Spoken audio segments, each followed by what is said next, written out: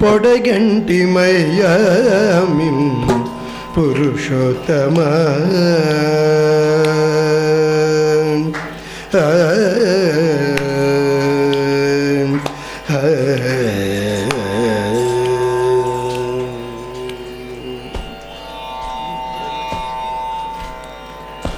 పొడగంటిమయ్యామిన్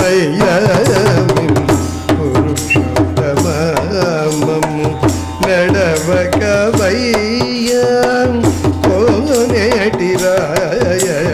అరే మొన్నటి కంటే పక్కగానే ఉన్నది కదా మేక, కడుపు నిండిందండి దానికి. మీరు పచ్చి గడ్డి కాదు, అమృతం పెట్టిన తినదు.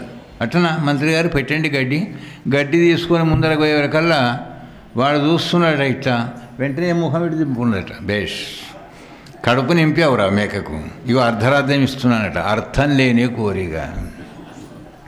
ఇక్కడ ఈ అర్థం లేని పనులు చేసి వ్యర్థులైపోయినారయా మీ పెద్దలంతా. మరి మనమేం చేద్దాం? భగవంతుడే మన గర్భవాసంలో పుట్టేటువంటి ఒక అమృతతుల్యమైన ఒక యజ్ఞాన్ని చేద్దామన్నాడు. పుత్రకామేష్టి అని ఒక యాగాన్ని చేయించింది భార్య. పుత్రకామేష్టి ఎప్పటి కథనండి ఇది? ఏదో కృతయుగం నాటి కథ.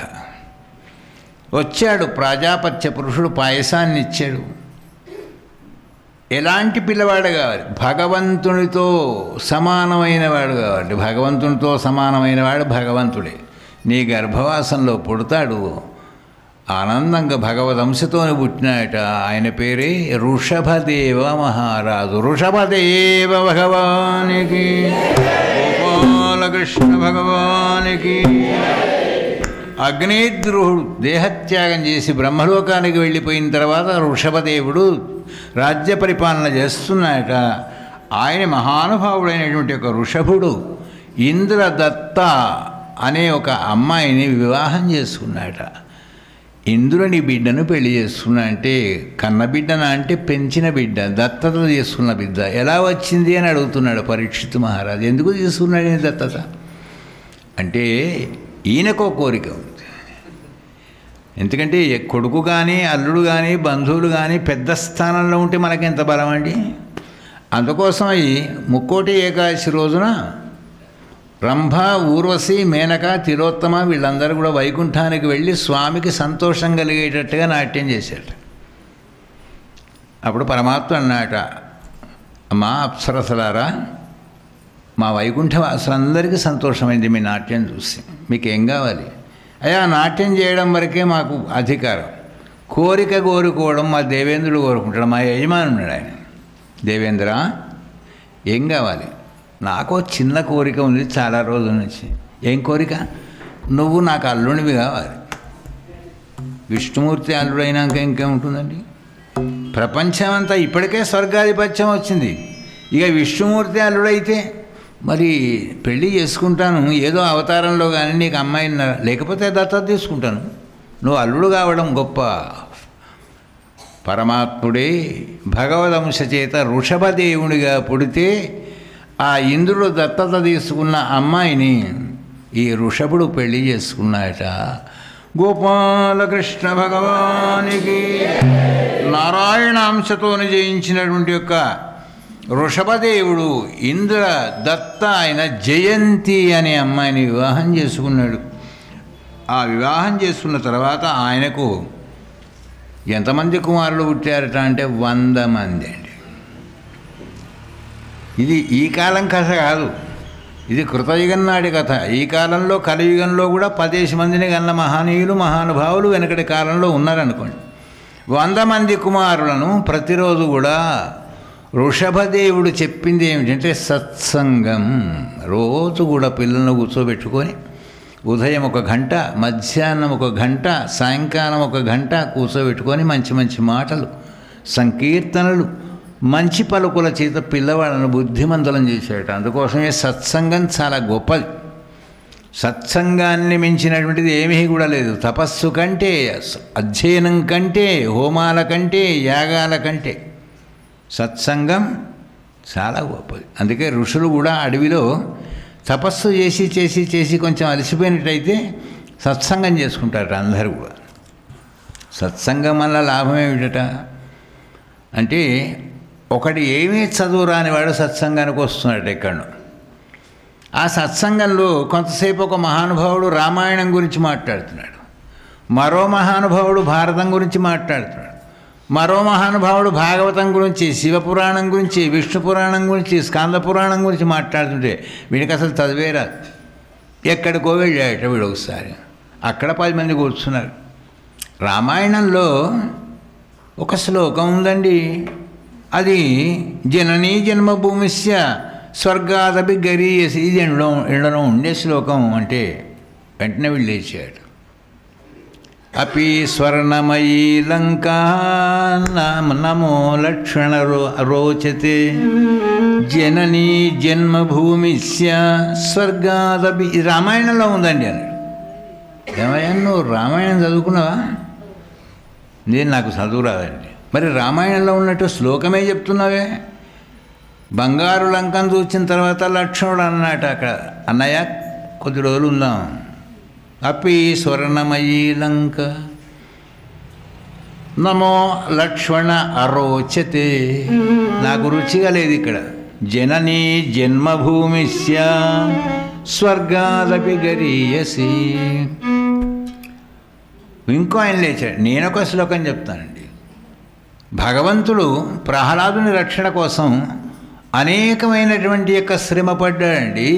బ్రహ్మదేవుని మాట నిజం చేయాలి, హిరణ్యకశిపుని మాట నిజం చేయాలి, ప్రహ్లాదుని మాట నిజం చేయాలి, నారదుని మాట నిజం చేయాలని సత్యం విధాతుం నిజ భృత్య భాషితం.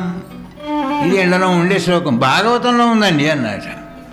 అరే ఏది అడిగితే అది చెప్తున్నావు కదా నువ్వు. అసలు నువ్వు భారతము, భాగవతము, రామాయణం అన్నీ చదివేవా? అయ్యా నా పేరు నాకే రాయరాదు. మరి రాయరాకపోతే ఇన్నెట్ట వచ్చాయి నీకు? ఎందుకు వచ్చాయి తెలుసునా? సత్సంగానికి వెళ్ళాను నేను. ఆ సత్సంగంలో ఎవరెవరేది మాట్లాడితే అది విన్నాను, జ్ఞాపకం పెట్టుకున్నాను. అంటే సత్సంగంలో రామాయణం చదివితే ఒక రామాయణమే తెలుసు, భారతం చదివితే భారతమే తెలుస్తుంది. సత్సంగానికి వెళితే అన్నీ తెలుస్తాయి. మనకు తెలవలసినవన్నీ మంచివన్నీ తెలుస్తాయి. కనుకనే సత్సంగం. మనది ఏం సంఘం ఇది? భక్తి సంఘం, సత్సంగం. ఎన్ని తెలుస్తున్నాయండి? ఎన్నో తెలియవలసినవి కూడా ఇంకెన్ని ఉన్నాయండి. అందుకే సత్సంగం. గృహంలో కూడా రోజు సత్సంగం చేసుకోమని చెప్పాడు ఋషభదేవుడు. మీ కుటుంబ సభ్యులందరూ కలిసిమెలిసి ఉదయం ఒకసారి మాట్లాడుకోండి. మీరే ఉండాలి, పక్క ఇంటి వాడు ఉండవచ్చు. ఏం మాట్లాడుకోవాలి? ఇంతవరకు ఏం చేసాం, ఇప్పుడు ఏం చేయాలి, ఇక ముందు ఏం చేయాలి అని ఎవరి కడుపులో ఉండేటువంటి అది మంచో చెడో వాళ్ళ మనసులో పెట్టుకోకుండా రోజు రోజు మాట్లాడుకున్నాం అనుకోండి ఫ్రీగా. మనసులో ఏమైనా ఉంటుందా? ఏమీ ఉండదు. స్వచ్ఛగా ఉంటాయి మనస్సు. కానీ మనసులో ఏదో పెట్టుకొని ఏదో మాట్లాడితే ఏమవుతుంది? పేలిపోతుంది. ఎన్నడో సుమా, అది జాగ్రత్తగా. తస్మాత్ జాగ్రత్త జాగ్రత్త. ఎవరు చెప్పారు? మాత నాస్తి, పిత నాస్తి, నాస్తి బంధు సహోదర, అర్థం నాస్తి, గృహం నాస్తి. తస్మాత్ జాగ్రత్త జాగ్రత్త. అన్నీ ఉండాలి కానీ అన్నీ పట్టుకొని నువ్వు ఉండకయా బాబు. అందుకోసమై సత్సంగం చేస్తే ఏమవుతుంటే ఎప్పటికప్పుడు ఖాళీ అయిపోతూ ఉంటుంది మన మనసు. హాయిగా ఆనందంగా ఉంటాం. సత్సంగాలు చేసుకోమని చెప్పాడు వృషభదేవుడు. ప్రకృతి పర్యావరణాన్ని రక్షించమని చెప్పిన మహారాజు ఎవరంటే ఈయన్నే. పుట్టావా, నీ పుట్టినట్టుగా ఈ లోకంలో ఏదైనా ఒక గుర్తు ఉండాలి అంటే ఒక వృక్షాన్ని నాటు. అందుకే కొన్ని ప్రాంతాలలో, ఉత్తరాది దేశాలలో ఇగో ఈ వృక్షం మా నాన్నగారి పేరు మీద నాటాడండి, ఇది మా అమ్మ పేరు మీద, ఇది మా కొడుకు పేరు మీద, ఇది మా అన్నదమ్ముల పేరు మీద చెప్పుకుంటారు. ఈ లోకానికి వచ్చినప్పుడు ఇక్కడ ఏమైనా గుర్తుండన్నా వద్దా? కనుక ప్రకృతి పర్యావరణాన్ని పరిశుభ్రంగా ఉంచండి. అందరూ కలిసిమెలిసి ఉండే ప్రయత్నం చేయండి. విద్వేషాలు, ద్వేషభావాలు తగ్గించండి, ప్రేమల్ని పెంచండి. వృషభదేవుడు చెప్పిన ముచ్చట. దాని తర్వాత ఉన్నటువంటి యొక్క జలాన్ని, గాలిని, అగ్నిని పాడు చేయకండి. ఇవాళ మనం అదే చేస్తున్నామండి. నీళ్లను తాగేటట్టుగా ఉన్నాయా? ఇప్పుడు ఏమైపోయింది? గాలి కొనుక్కుంటున్నాం, నీళ్లు కొనుక్కుంటున్నాం, ఇంకా ఆఖరికి నవ్వులు కూడా కొనుక్కునే కాలం వచ్చిందండి. మీరు హైదరాబాద్ లాంటి ప్రాంతానికి వెళితే లాఫింగ్ క్లాసులు అని పెడతారు, నవ్వించే క్లాసులు. అంటే మనం నవ్వడమే మరిచిపోయాం. ఇవన్నీ ఎన్ని చెప్పాడు ఆయన మహానుభావుడు. ఎవరికి చెప్పాడంటే 100 మంది కుమారులను ముందు కూర్చోబెట్టుకొని ఇవన్నీ చెప్తూ ఉన్నాట. ఆయన వృద్ధుడైపోయినాడు. 100 మందికి రాజ్యాన్ని 10 భాగాలుగా చేశాడు. 10 మందికి ఒకటి, 10 మందికి ఒకటి, 10 మందికి ఒకటి, 10 భాగాలు చేశాడు.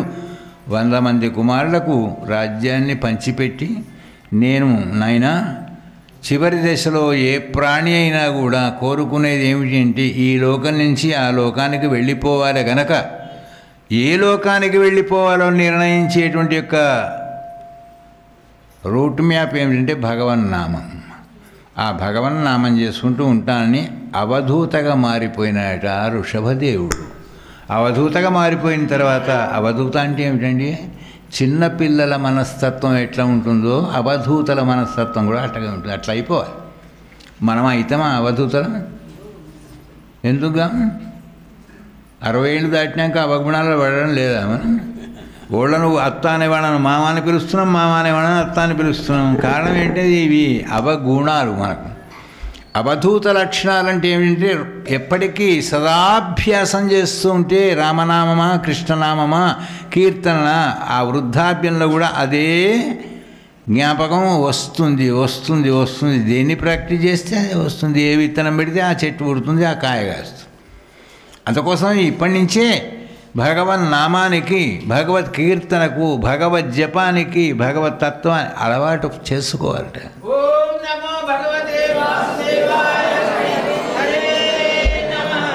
అద్భుతమైనటువంటి ఒక అవధూత అయిపోయినాడు. దేశమంతా తిరుగుతూ తిరుగుతూ తిరుగుతూ తిరుగుతూ కర్ణాటక ప్రాంతానికి వచ్చి అక్కడ కూటకము అని ఒక ఊర్లో పెద్ద వెదురు వనం ఉందట, కంకపోదల వనం. ఆ వనంలోకి వెళ్ళి పడుకున్నాడు. ఎవరో వృషభదేవుడు. ఆ తర్వాత మరి అది ఏమిటో ఆకస్మికంగా వనమంతా అగ్నితోనే అంటుకుంది, కాలుతోంది. ఎవరో అన్నట్టయ్యా, వనమంతా కాలిపోతుంది, మీరు ఇంట్లో పడుకున్నారేమిటి? నాయన, నేను మనిషిని, నువ్వు మనిషివి కనుక చెప్పావు. ఇంట్లో ఎన్ని కీటకాలు లేవు, ఎన్ని క్రిములు లేవు, ఎన్ని పక్షులు లేవు, ఎన్ని జంతువులు లేవు, ఎన్ని ప్రాణులు లేవు. పాపం అవన్నీ కాలిపోవడం లేదా? వాటితో పాటు నేను కూడా అయిపోయింది. భరత, అది వీళ్ళ కుమారుడే భరత చక్రవర్తి, పట్టాభిషేకం అయిపోయింది. ఆ దివ్యమైనటువంటి యొక్క భరతోపాఖ్యానాన్ని చెప్తూ ఉన్నారు. వృషభదేవుని యొక్క కుమారుడే భరతుడు. గోపాలకృష్ణ భగవానికి దివ్యమైనటువంటి ఒక త్యాగరాజ కృతి విని మనం భరత చక్రవర్తి కథ చెప్పుకుందాం.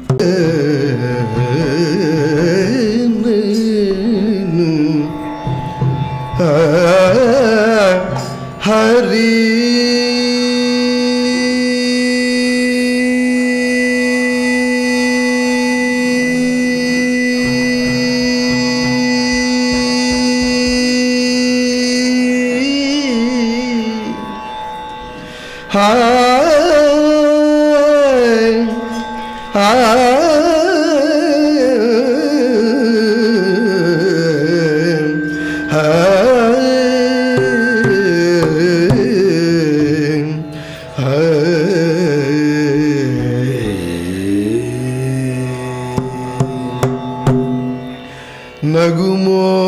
నగుమోము గనలేని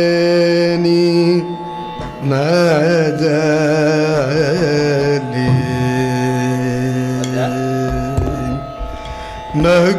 నగుమోము గనలేని నాజాలి తెలసి నగుమోము గనలేని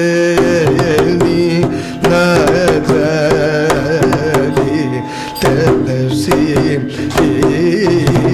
నగుమోము గనలేని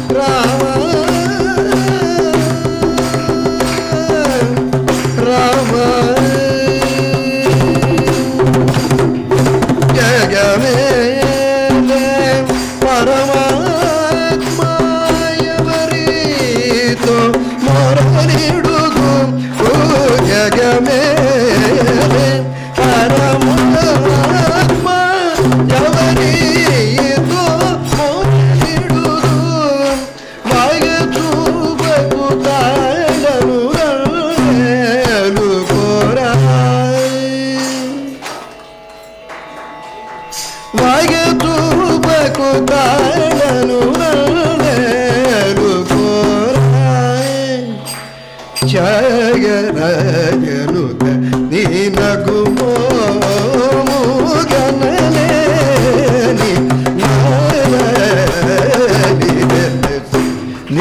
గమ బని రఘుమో గమ గమ ప గమ బని బమ గమ బని దని బమ గమ గరి దని సగమ నగ్గుమో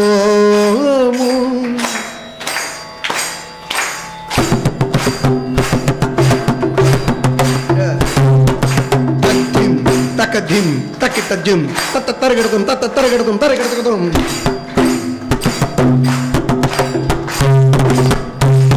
తద్ధిం తకధిం తకిటధిం తత తరగడతం తత తరగడతం తత తరగడతం తకధిమ్మి తకజన్ను తకధిమ్మి తకజిమ్ము తత తరగడతం తత తరగడతం తరగడతం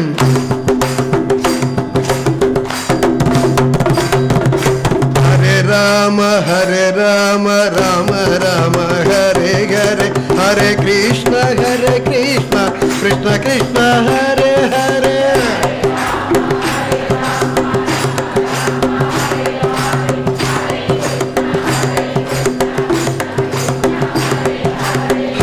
హరే రామ రామ రామ హరే హరే హరే కృష్ణ కృష్ణ కృష్ణ హరే హరే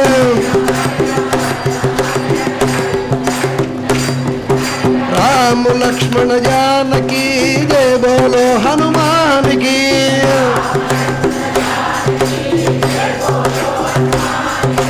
राम लक्ष्मण जानकी जय बोलो हनुमान की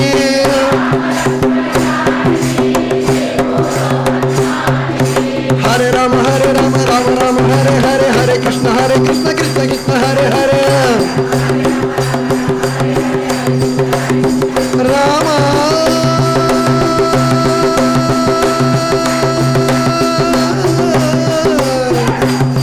राम हरि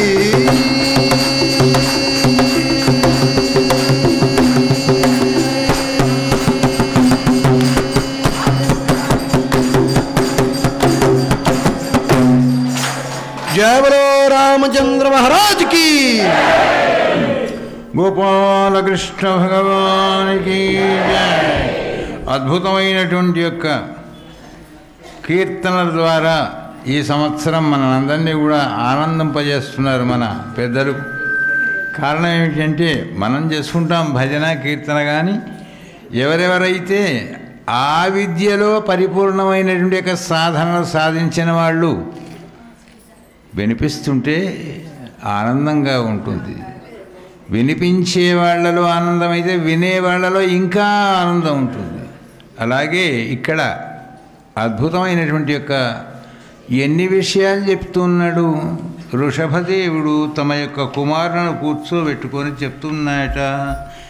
నాయందేహో దేహభాజన్రులోకే కష్టాన్ కామానర్హతే విద్భుజాంయే తపో దివ్యం పుత్రకాయేవ సత్వం శుద్ధేజ్యాస్మాత్ బ్రహ్మ సౌఖ్యం త్వనంతం. కుమారులారా, మానవ జన్మ రావడమే ఒక పెద్ద అదృష్టం. దేవతల కంటే కూడా చాలా అదృష్టమైన జన్మ మానవ జన్మ. మానవులకు ఉన్నది, దేవతలకు లేనిది ఏమిటో తెలుసిన లోపం. దేవతలకు ఎప్పుడు బ్రతికే ఉంటారు, వాళ్ళకు మరణం లేదు. మనకు మానవులకు మరణం ఉంది. అందుకే దేవతల కంటే గొప్పవాళ్ళు మరణం కలిగిన మానవులే. కానీ ఆ మరణం వచ్చే లోపల మరణం నుంచి మాదీసేస్తే ఏమవుతుంది? రణం అంటే యుద్ధం, యుద్ధంగా జీవించగలడు.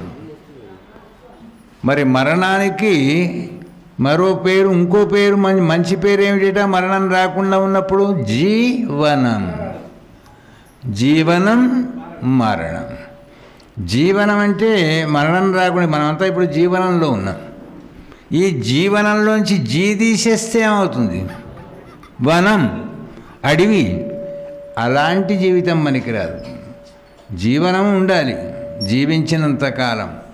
మరణం మనకొక వరం.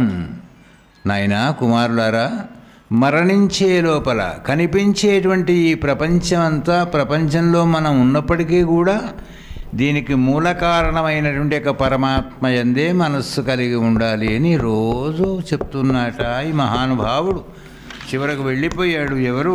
అద్భుతమైనటువంటి యొక్క వృషభదేవుడు వెళ్ళిపోయిన తర్వాత భరత చక్రవర్తి దివ్యమైన సింహాసనాన్ని ఎక్కినాడట.